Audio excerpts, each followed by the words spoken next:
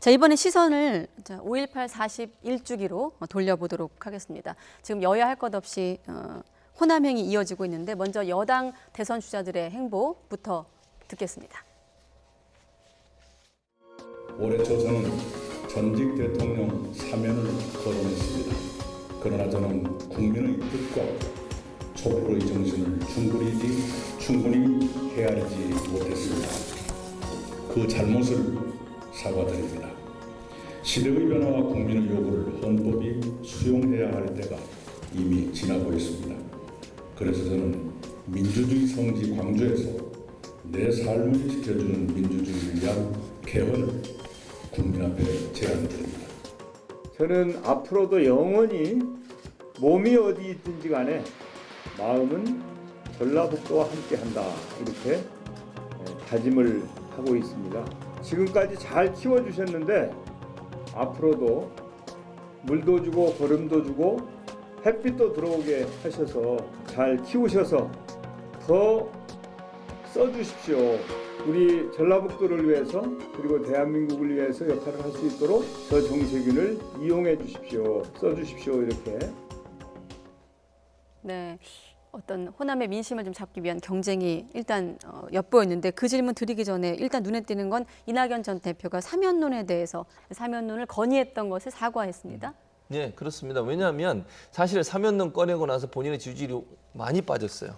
그리고 비판도 많았습니다. 특히 이제 민주당 전통 지지층에서 이낙연 대표 전 대표의 그 발언이 엄청난 후폭풍을 몰고 오면서 본인의 지지율이 많이 빠질 뿐만 아니라 정책에 빠지는 그런 이제 일이 있었거든요. 그래서 이 문제를 털고 가지 않으면 이낙연 지금 전 대표가 다시 상승 곡선을 타는데 상당히 한계가 있다고 본 것 같아요. 특히 호남 지역에서 그 부분에서 반대하고 또 그 문제를 제기하는 목소리가 더 컸거든요. 그래서 아마 호남을 방문해서 그 부분을 전면 돌파를 한 것 같아요. 네. 결국 그 문제 잘못했다. 본인이 발언한 거 잘못됐고 그러니 꺼내지 않겠다고 얘기한 것은 반성을 통해서 다시 한번 상승의 곡선을 그려보려는 지지율에 있어서요. 그런 시도를 하고 있다고 보여지고요. 정면 돌파 안 하고 만약 사과 안 하고 계속 가면 저 문제가 이낙연 전 대표에게 계속 꼬리표처럼 따라다닐 수밖에 없어요. 그래서 명확하게 사과하고 잘못된 부분을 바로잡고 이제는 국민 지지층만 보고 열심히 가겠다고 하는 모습을 보여주는 것은 본인이 지금 지지율이 상당히 좀 정체기에 빠져 있는 부분을 다시 반등시키려는 그런 계기를 만들고 싶은 의도가 있었지 않나 이렇게 보여집니다. 네, 이 지역에서의 또 지지율과 관련된 적합도인가요? 네, 차기 대선 후보 적합도에 대한 조사 결과를 좀 놓고 또 평론가님께 질문을 드리도록 하겠습니다. 이재명 지사가 39.2%, 이낙연 전 대표 16%, 윤석열 전 총장이 14.3%, 정세균 전 총리 9.7% 이렇게 나오고 있는데 상대적으로 지금 보면 이낙연, 정세균 두 주자들의 조금 지지율이 적합도가 좀 낮게 나오거든요. 지금 이 시점에서 어떻습니까? 과거에 좀 노무현 역전의 기억을 떠올린다 이런 앞서 리포트의 내용도 있었는데 평론가님은 어떻게 해석하세요? 지금 이 수치로만 보지 말고 한 2, 3개월 전에 그러니까 그 호남의 어떤 지지는 사실 이낙연 대표가 꽤 오랫동안 선두에 있었거든요. 네. 그런데 그게 완전히 지금 역전됐다라는 의미가 하나가 있겠고요. 또 한 가지는 이겁니다. 호남의 민심은 언제나 될 사람한테 간다라는 거죠. 그러니까 될 사람은 뭐냐면 호남의 정권을 두 번을 창출했어요. 즉 한 번은 김대중 대통령이었는데 네. 김대중 대통령은 호남 출신임에도 불구하고 JP 그러니까 충청을 기반으로 한 김종필 이라는 그 전 총리를 손을 잡아서 9세대 정치인이다라는 그런 비판에도 불구하고 사실 그 연합으로서 정권을 창출하고 자신이 생각했던 어떤 정책들을 펼칠 수가 있었거든요. 노무현 대통령이 두 번째 케이스인데 노무현 대통령은 영남인에도 불구하고 호남민들이 왜 그럼 했느냐? 그러니까 이 사람은 그러니까 확장성이 있다. 즉 영남에 특히나 PK 출신이기 때문에 PK의 일부 표를 갖고 오고 우리가 지지를 해준다면 앞서서 수도권까지 합치면은 우리가 창출할 수 있다. 이런 전략적 사고를 하는 그런 그 성향이 호남의 유권자들이거든요. 그런데 지금 현재 상황은 이낙연 대표나 혹은 정세균 총리를 봤을 때 호남 이외의 지역에서의 확장성이 안 보이는 거예요. 그러니까 이낙연 대표나 혹은 전 대표나 혹은 그 정세균 전 총리가 호남에 와서만 지금 구애를 하는데 호남에 와서의 구애도 중요하지만 지금 호남에 와서 구애할 것이 아니라 어디서 충청가에서 이 사람들이 무엇인가 뭐 영남 아니면 충청 아니면 강원 뭐 여기서 지지세를 갖고 와서 내가 이런 지지세를 갖고 왔습니다라고 이야기한다면 지지가 가능할 거거든요. 네. 근데 점점 어쨌든 정세균 총리가 지금 시작하는 입장이라서 뭐 지금 어떻게 잘못했다라고 얘기할 수는 없지만 그럼에도 불구하고 좀 지지가 안 나오는 것은 호남 민심의 어떤 전략적 성향 이 부분을 지금 꿰뚫지 못하고 있는 게 아니냐라는 아쉬움. 전략적 성향. 앞서 고 노무현 전 대통령도 영남 출신이었습니다만 광주 경선에서 당시 돌풍을 일으켰던 점 말씀하셨는데 사실 이재명 지사도 영남 출신 아닙니까? 그렇죠. 영남 출신이죠. 그러니까 사실은 이제 영남 출신임에도 불구하고 이재명 지사가 보여주는 여러 가지 행보를 보면요. 상당히 개혁적이면서 광주의 민심을 잘 반영하는 그런 정책을 할 수 있는 사람으로 인식되는 거라고 저는 생각해요. 예. 그러니까 어디서 그걸 보냐면 코로나 사태를 겪으면서도 이재명 지사가 경기도에서 경기도지사로서 했던 여러 가지 행동들 그리고 과감하게 결단하면 바로 실행에 옮기는 그런 과감성 이런 부분들이 저는 호남 민심의 많은 부분을 지지를 껴안을 수 있는 즉 지지를 받을 수 있는 중요한 요소라고 생각을 해요. 이낙연 전 대표가 호남 출신임에도 불구하고 지지도가 떨어지는 이유 중에 하나가 그런 애매모호함성 때문이라고 저는 생각하거든요. 결단력과 그다음 추진력이 상당히 떨어지는 부분이 보여요. 물론 뭐 나중에 어떻게 바뀔지는 제가 잘 모르겠습니다만 그러니까 참모로서 누군가를 보좌하는 역할은 열심히 잘하는 모습이 어느 정도 인정이 됐는데 네. 지도자로서 뭔가 뚫고 나가면서 선구자적 역할을 하는 부분에 있어서 이재명 지사가 보여주는 선명성과 너무 차이가 난다는 거죠. 그런 차별성 때문에 결국은 호남 민심이 이재명 지사를 지지하는 쪽으로 저는 갔다고 생각해요. 그리고 예. 지역적으로도 어쨌든 TK 지역을 중심으로 해서 이제 본인의 고향이기 때문에 그 지역에서 나온 사람은 호남이 밀어서 함께 영남과 함께 지지세를 끌어안는다고 하면 어느 정도 대선에서 승산이 높은 후보로 판단된 부분 이런 부분도 호남 민심을 껴안는 중요한 어떤 계기가 됐을 거라고 네, 생각합니다. 저도 사실 앞서 그 여론조사 때문에 저 스스로도 뭐 호남 출신, 영남 출신 이렇게 갈라서 질문을 드렸습니다만 점점 정치 지형이 좀 바뀌어서 이런 질문 자체가 좀 없어져야 되지 않을까 이런 생각도 들었습니다. 또 비슷하게 또 연관해서 좀 또 주목할 만한 또 행보가 있습니다. 야당 의원들이 보수 정당 의원들이 처음으로 보수 정당 의원들 죄송합니다. 5.18 단체로부터 초청을 받은 이례적인 일도 있었거든요. 그것도 한번 관련 발언 들어보도록 하겠습니다.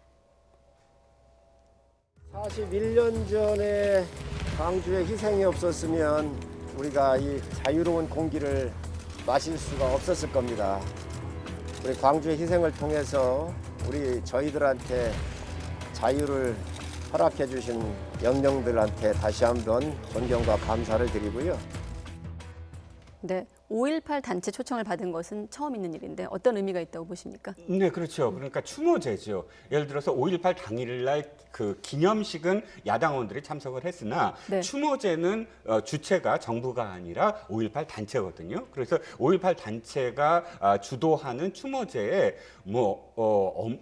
지금까지 사상 초유의 일이죠. 초청을 받았습니다. 예. 그만큼 사실상 이 두 사람에 대한 것도 있지만 국민의힘에 대한 어쨌든 인식이 바뀌고 있는 것이 아니냐. 즉 가장 크게 바뀐 것이 이 김종인 비대위원장이 무릎 꿇고 사과를 한 이후에 정운천 의원이 지금 그 국민통합위원장을 맡게 되고 또 성일종 의원은 지금 정무위원회 간사거든요. 네. 근데 이 두 사람에 왜 특별히 또 초청을 했냐면 5.18 단체가 사실상 그러니까 법 개정을 통해서 이 5.18 유족들의 직계 가족만 인정을 했는데 거기에 반계 그러니까 형제라든지 자매라든지 또 인정해 달라라든지 혹은 5.18 유족회를 포함해서 3개 단체 공법 단체 승격 문제가 있었는데 이 성일종 간사 국민의힘 간사를 굉장히 오랫동안 만났나 봐요. 특히나 네. 또 정운천 의원도 그렇고 그래서 처음에는 굉장히 서먹서먹했는데 만나면서 서로의 진심을 알게 되고 또 5.18 유족회에서 하는 말은 굉장히 성심성의껏 도와줬다. 이 모든 것들에 대해서 서로의 진심을 알게 됐다라는 그런 인터뷰도 오늘 나왔습니다. 네. 그래서 어찌 됐든 이런 어떤 자세들이 지금까지 어떤 그런 이 여러 가지 구원들을 조금씩 씻어 나가는 그런 어떤 계기가 되지 않을까 싶습니다. 네, 사실 2년 전만 해도 좀 거친 항의가 있기도 했어요. 야당 그 당시 자유한국당 의원들이 방문했을 때는 호남과 좀 괴리가 좀 있었던 것 같은데 아무래도 말씀하신 대로 김종인 전 위원장 체제 이후 좀 달라졌다고 볼 수 있을까요? 뭐 그냥 완전히 달라졌다고 저는 보진 않아요. 다만 변화의 조짐이 보이고 있는 건 분명해 보이는 것 같고요. 김종인 비대위원장 전 비대위원장이 무릎 사과한 부분 물론 그게 뭐 보여주기다 이런 논란도 있었습니다. 뭐 어쨌든 그런 태도를 보이는 것 자체가 긍정적이라고 저는 생각을 해요. 네. 그거는 뭐 쇼든 아니든 그거와 관계없이 그런 모습 보이는 것 자체가 저는 의미가 있다고 보고 성일종 의원 같은 경우도 5.18 유공자와 유족 예우법을 대표 발의하기도 했거든요. 그런 부분들이 어느 정도는 작용이 있다고 보거든요. 예. 광주 시민들도 사실은 그 광주 민주화 운동에 대해서 긍정적으로 평가하고 거기에 대해서 생각을 같이 하는 분들이라면 언제든 저는 함께할 마음이 있다고 생각해요. 근데 문제는 뭐냐면 그렇다고 해서 국민의힘 전체에 대해서 그런 마음이 풀렸냐? 저는 그렇게는 보지 않습니다. 아직. 잘 아시는 것처럼 지난 자유한국당 시절에 그 김순례 의원이나 이 의원 이부 두 분 같은 경우에 의원. 예 그분들 이종명 의원 같은 이런 분들 같은 경우에 광주 민주화 운동에 대해서 얼마나 폄훼를 했습니까? 그 유가족들에 대해서 뭐 세금을 어떻게 한다는 등 이런 예. 말을 해가면서 얼마나 마음을 아프게 했습니까? 그런 부분들에 대해서 제대로 처리도 안 하고 처벌도 안 받고 그리고 끝났거든요 회기가 국회 임기가 그런 네. 상황이라고 하니까 거기에 대해서 뭐 사실은 광주 시민들이나 광주에 있는 분들은 그 부분을 다 용서했다고 저는 보지 않아요. 다만 그럼에도 불구하고 조금씩 변화하는 그 모습에 대해서 문은 열려 있다고 저는 생각하거든요. 앞으로도 국민의힘 의원들 중에 정말 5.18 정신에 동의하고 그 5.18 정신을 숭고하게 생각하고 그걸 지지하고 이런 분들이라면 저는 함께 할 수 있다고 저는 언제든지 생각합니다. 그런 마음으로 국민의힘도 바뀌었으면 좋겠어요. 저거 부인하고 또 폄훼하고 비판하고 공격하고 이런 모습은 없어져야 됩니다. 이건 정부가 인정한 거고 다 과거사 조사에서 모든 게 끝난 문제를 가지고 네. 또다시 문제를 삼는 것 자체가 국민의힘한테는 상당히 큰 아픔이 될 거라고 생각을 합니다. 네. 오늘 그 임을 위한 행진곡도 제창을 했다고 하죠. 네.